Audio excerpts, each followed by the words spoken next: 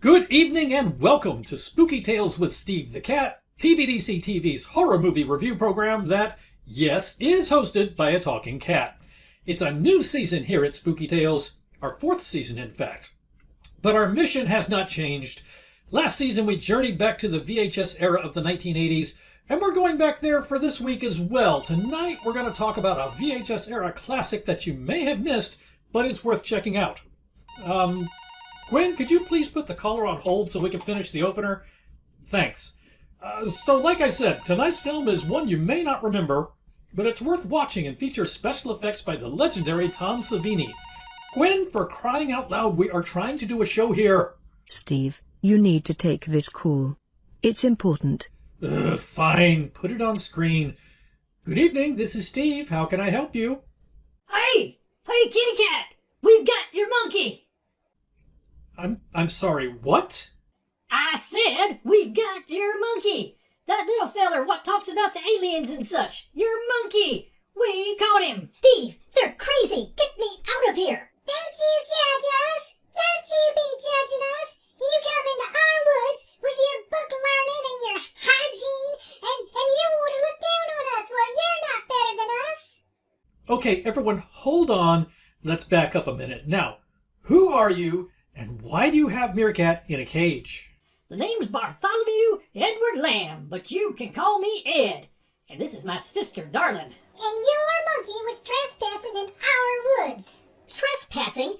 I was following a deer path, and out of nowhere some furry purple monster attacked me. Then I woke up with these people. You see? Trespassing. And let me guess, now you're going to eat him.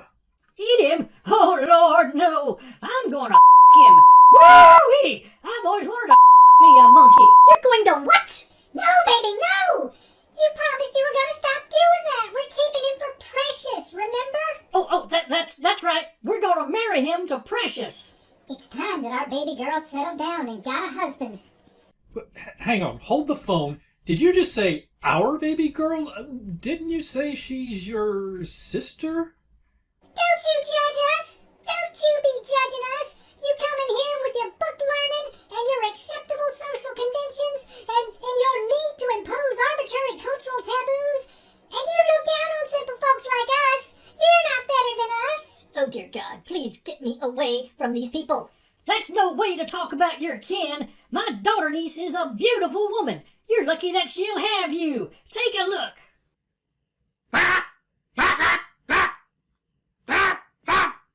Holy shit! She's a little bit unwell, so sometimes we have to lock her in the basement for a spell. I'm betting she's not the only thing you've got locked up down there. Oh, brother, you've got that right. Don't you judge us! Don't you look down on us with your fancy book learning and your preconceived notions and your subtle implications that all simple folk traffic in the manufacture and distribution of homebrewed pharmaceuticals. Don't you disparage us with your subtle innuendos. That's right. Plus, anyone worth his salt knows that you never put the meth lab in the basement because you can blow up the entire house. We keep it all proper in the shed out back, like professionals. I don't write the dialogue, folks. Send all your complaints to the showrunner. Don't you break the fourth wall! Don't you ever be breaking the fourth wall! You come in here with your fancy learning and your self-referential humor and your show-within-a-show meta references, and you just destroy our simple yet finely crafted narrative. Listen, Ed and Darlin, I think we got off on the wrong foot here. This is all a misunderstanding. Meerkat is not there to hurt you. He doesn't work for the State Liquor Board. He doesn't work for the ATF or the DEA. He's actually up in the mountains on a rescue mission. He's looking for our friend, the little red dinosaur named Malcolm Fluffosaurus. Fluffosaurus? Is he the one we saw on the TV? The one what sings about them songs about the feller in the loincloth? The one doing his chores? You mean he's here? Yes, yeah, exactly. The song's about Hercules. The loincloth guy. Anyway, Malcolm was last seen somewhere in the woods near your home, and we're concerned that he may be in danger. Meerkat's not there to hurt anybody, and he's not there to cause any trouble. He's there to find Malcolm and bring him home. Brother husband, do you know what this means? I sure do, sister wife. I'm gonna me a dinosaur. Woo-wee! I've always wanted a dinosaur. That's even better than a monkey. No, Ed, no! It's for Precious. We could marry him to Precious. He's a celebrity. They'll all talk about the wedding in that People magazine, what they sell down at the Piggly Wiggly. Precious, oh Precious, sweetie, what do you think? Do you want to marry that singing dinosaur? Oh, Ed, look how happy she is. Yes, darling. Yes, she's positively radiant. And that means I get to that monkey. I mean, eat that monkey. We could serve him at the wedding reception. Woo, doggy. We found Precious a husband and a buffet all at the same time. Steve, I am begging you. Please get me out of here. I don't want to be a wedding buffet. And I think I might be getting a contact buzz from all the crystal meth floating around in the air. Now, monkey, don't you give me no trouble now. If my daughter niece wants a monkey wedding buffet, then she gets a monkey wedding buffet. Hey, kitty cat. I was calling because I wanted to invite you all to the wedding, seeing how as we're going to be kin and all. But now it might be a bit awkward, what with us eating your monkey friend instead of bringing him into the family. Plus, I think a bunch of strange guests might just be too much for Precious. She's delicate, you know, on account of being a little bit unwell. Good talking to you, though, and good luck with them stories what you make for the television. Adios. Okay, Gwen, Fancy's up to his neck with the quarterly budget review, so I need you to get to the airfield, hop a C-130 to West Virginia, and rescue Meerkat from the Beverly Meth-Billies. He's annoying, but if we don't keep him around to use as a scapegoat, Malcolm's mother is eventually going to come after one of us in her lawsuit. Aye, Steve. Operation Monkey Freedom is underway. Well, that was interesting, but now it's time to get down to the business of horror movies. Thank you so much for joining us. We're glad you're here. Now here we go.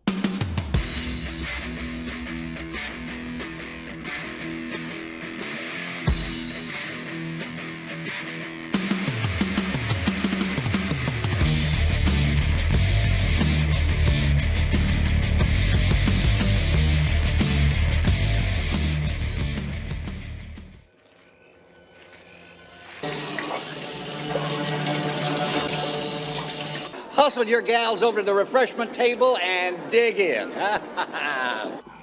Roy. Roy?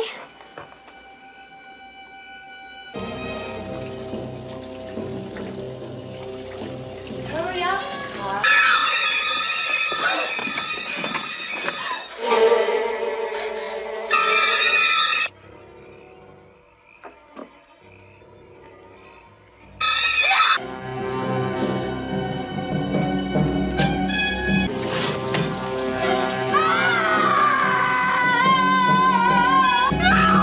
Hey, you alive out there?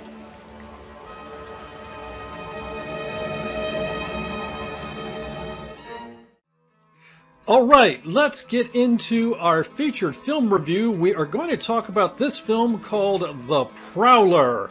The Prowler is a horror slasher film of the whodunit variety.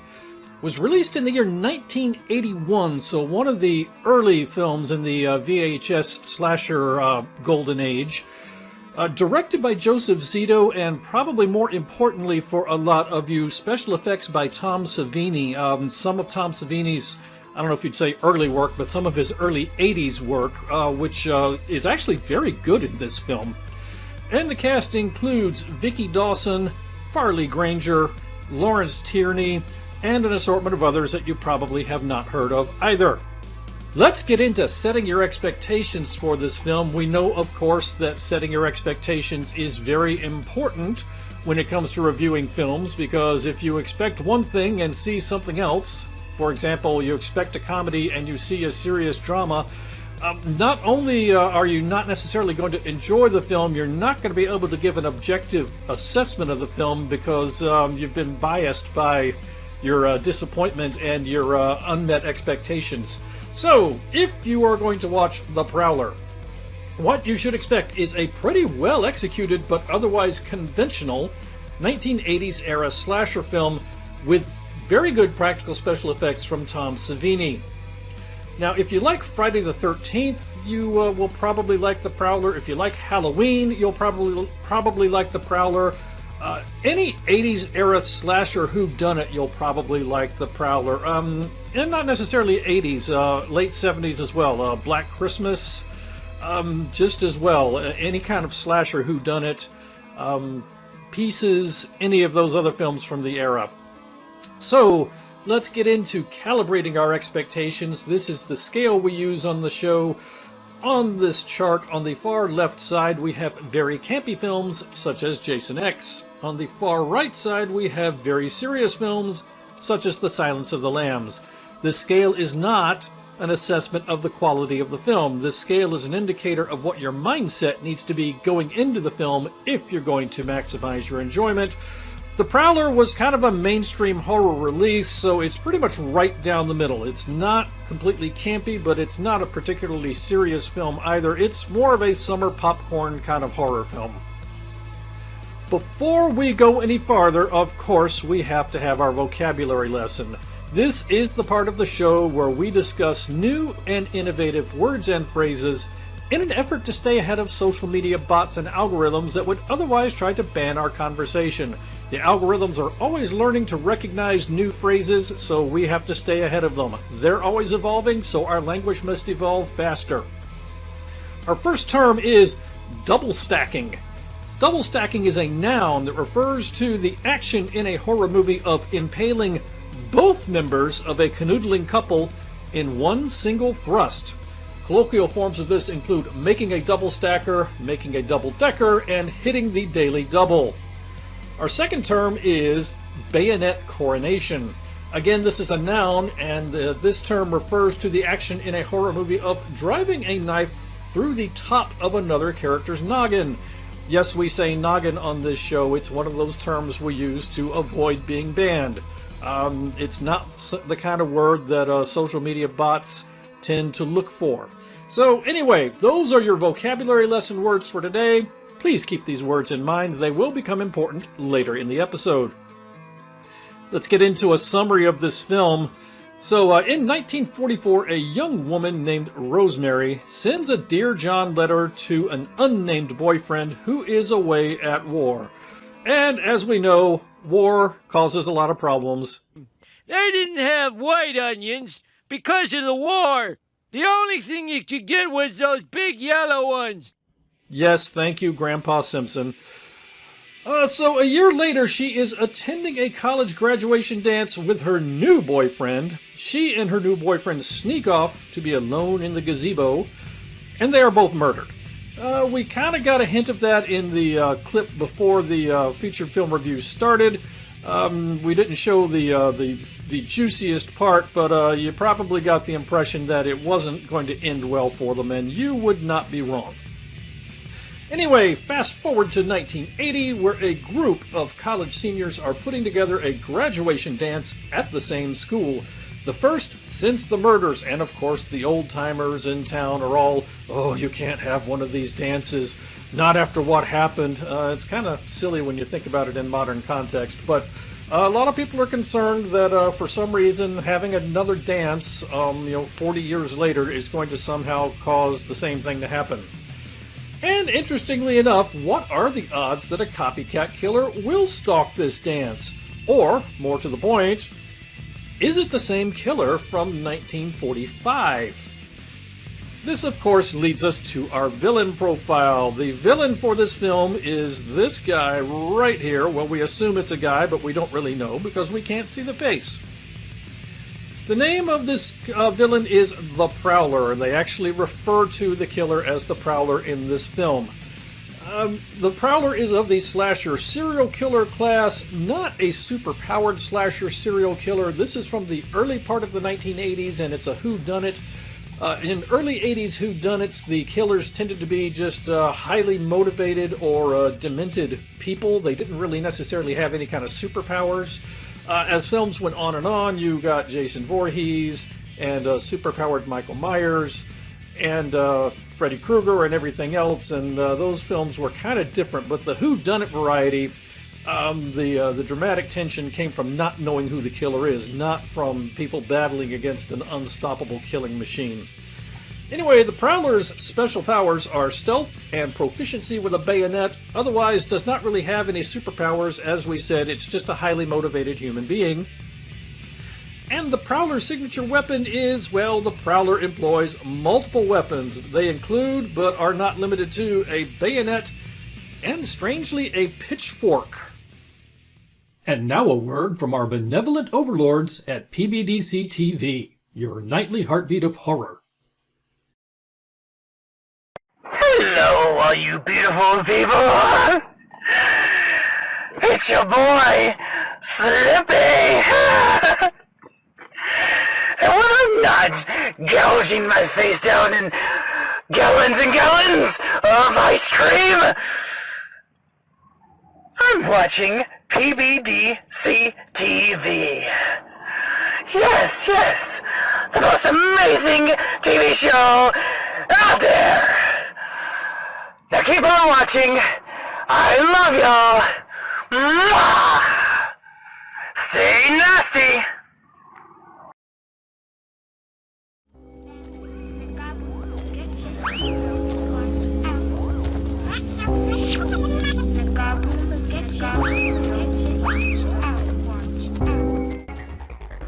Well, gentlemen, perhaps we wouldn't be where we are today if we hadn't said to ourselves, just go, go, go, go, go, go, go, go, go, go, go, go, go for it. Final score for this film, we're going to give it 3 paws out of 4.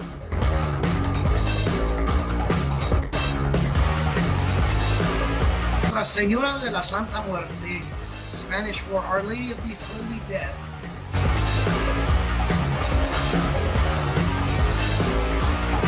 Out now! Oh, not Texan Violet!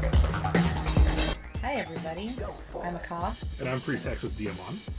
And we are Roots Bleed Red on Psycho Bunny Death Cult. Aha!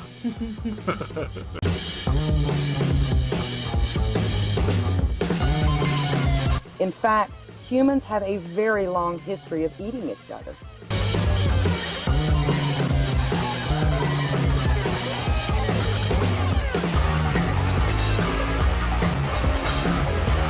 So lock your doors, turn out your lights, and join us for Ghoul Radio.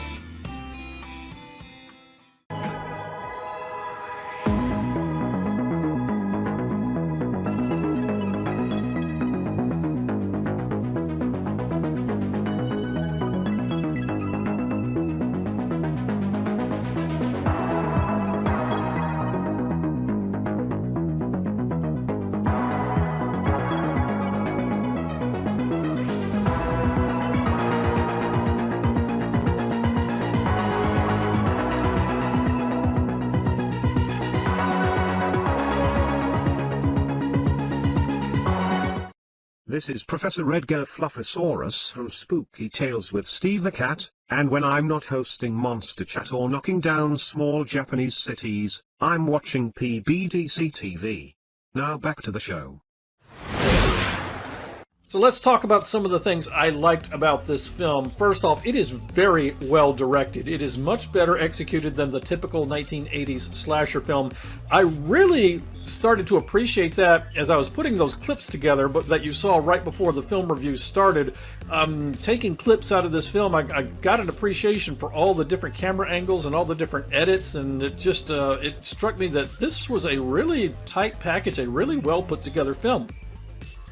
The practical special effects are very good, considering the era and considering the film's budget. And as we've mentioned, the special effects are by Tom Savini. That alone is probably a good reason to watch this one if you have not seen it already. It is a slasher film, but it is not a splatter film. It relies heavily on tension, suspense, and jump scares, so the flavor of this film is more Halloween than Friday the 13th. Now, caveat with that, the original Halloween had little, if any, blood and gore and violence. Well, not necessarily violence, but it had very little blood and gore. This film does have some blood and gore from the master Tom Savini, so in that respect it is different from Halloween, but the feel of the film, tension, jump scares, ambush predators sneaking out of the shadows, more Halloween than Friday the 13th, where Jason's just kind of coming at you like a tank. The lead actress in this film, Vicki Dawson, is likable and she does a respectable acting job. Compared to the other people in the film, she is very, very good. Of course, it is an 80s slasher film. It is not without flaw. Let's talk about some of the things that could have been better. Now, these are not necessarily things I had a problem with, but to give a fair review, these are things that a viewer of the film might have a problem with. So, for starters, the pacing of the film is too slow, particularly in the middle, and I'm sorry, there's no way around this. The middle of the film just is too slow, goes on for too long, there's just too much skulking around looking for clues. It's really the one thing that kept me from giving an even higher score to this film, and I did like this film, and I do recommend it, but I would have given it an even higher score had it been a little quicker in the middle act. It tries a little too hard to set up tension and to set up jump scares. The high tension scenes, because of that, end up going on for too long, and they just slow down the film. So they're attempting to build a lot of tension, but in reality, they're just slowing down the film. Frankly, it needs a couple of more kills and less creeping around looking for clues. Now, that might have been a budgetary thing. It might have been they decided, okay, we've got Tom Savini, let's go with a smaller number of very high-quality special effect kills. I can't speak to that, but speaking purely as a fan, considering the pacing of the film, it needed a couple of more kills in the middle to really even it out. Now, apart from Vicki Dawson, the acting is mediocre. It is no better, nor is it any worse than what you would see in any other slasher film from the era, so from that perspective, there's nothing wrong with it. It's not bad, graded on the curve against the other films in its peer group. It's kind of mediocre compared to modern dramas, though. And finally, the film is formulaic. Lots of slasher films are formulaic, let's be honest. And for whatever reason, it is not particularly memorable. It does not have some real memorable moments that just reach out and grab you and that will come back to mind, days and weeks later. So, as I was watching this film, I was thinking, this film is very good. I don't know why I didn't watch this back in the 80s. As it went along, it occurred to me that, I probably did see this one back in the 80s, and I just don't remember any of it just because even though it's well executed, even though it has good special effects, for some reason it's like the stereotype about Chinese food that an hour later you don't remember what you've watched. It doesn't stick to your brain. So let's get to Steve's scorecard for this film. Kills, I counted 8. Bare breasts, I counted 2. You kind of got a hint of that in the clip before the featured film review started. Denogginings. There is one, and it is performed via shotgun. So it's not a bladed weapon, it is a shotgun used to remove someone's cranium. Pez dispenserings. There is one employing a bayonet. Fondue-ings, not one, not two, there are 3 fondue-ings, just 3 different instances of somebody being skewered on the end of a long fork. Double stackings, it's a vocabulary lesson word, so you figure there's going to be at least one in the film. You would not be wrong, there is one in the film.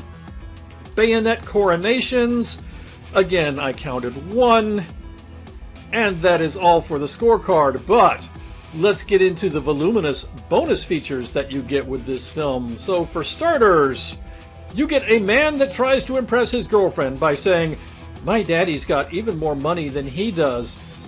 Pro tip, people, if you are a college-age man trying to impress your college-age girlfriend, be advised that some college-age women are not above going after older men, and older men are definitely not above going after college-age women. Telling your girlfriend or your potential girlfriend that your dad's the one with all the money, probably not the smartest move. You get 1980s short shorts action. We've talked about this in some other film reviews. This is 1981, so it's kind of the tail end of 1970s culture before you get into 1980s culture. So I think, as we've said before, this film is less parachute pants and high top fades and more short shorts and roller skates. There's no roller skates in this film in particular, but you do have lots of short shorts.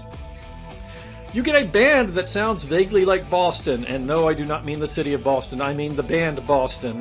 Boston's debut album in 1977 was like the biggest thing ever. 1980, their second album would have come out, and it's just it's a sound that is very familiar to those of us from the era. And not just from Boston, there were other bands that had a similar sound, LaRue and so on and so forth. You get shower stabbing action. And along with the shower stabbing action, you get a head scratcher. Seriously, nobody heard the screaming girl being stabbed to death in the shower? It's kind of defies belief. Here, let's take a look at this.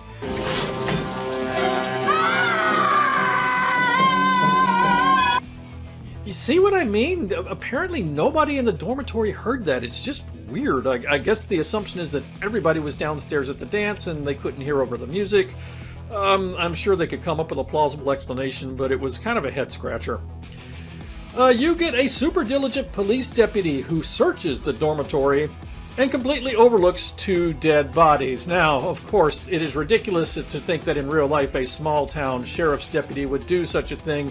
It's not like we've ever seen 400 armed policemen stand outside an elementary school while a gunman shot and killed elementary school-aged children because they were afraid to go in, because they were afraid they might get hurt. So, yeah, then again, I can find this entirely believable. You get someone who's making a lot of noise considering she just got stabbed in the throat. And I know actors and actresses put a lot of effort into their craft, particularly with death scenes, put a lot of effort into them, and sometimes physics be damned, biology be damned, anatomy be damned. I'm going to act out this death scene the way I've rehearsed it, regardless of whether it is scientifically plausible considering the types of injuries I have suffered. You get cemetery party action. You get open grave action. You get corpse hidden in the chimney action. Seems like I need a vocabulary lesson for that one. We'll try to come up with that at some other time. And finally, always empty the magazine. Folks, if the killer is on the ground and you think maybe you've killed him with a gunshot, empty the magazine and make sure. In fact, empty the magazine into the killer's head and make sure. If you're wrong and the killer was already dead, all you've done is put some extra holes in a dead body. You've not hurt anybody. If you make a mistake and assume the killer's dead and the killer is not, now you've put yourself and your associates in danger. Finally, there is one more that I forgot about. We have corpse attack action. For some reason, a lot of these 80s slasher films, especially early on, threw in some sort of a bit with a dead body coming apparently back to life and attacking people at some point.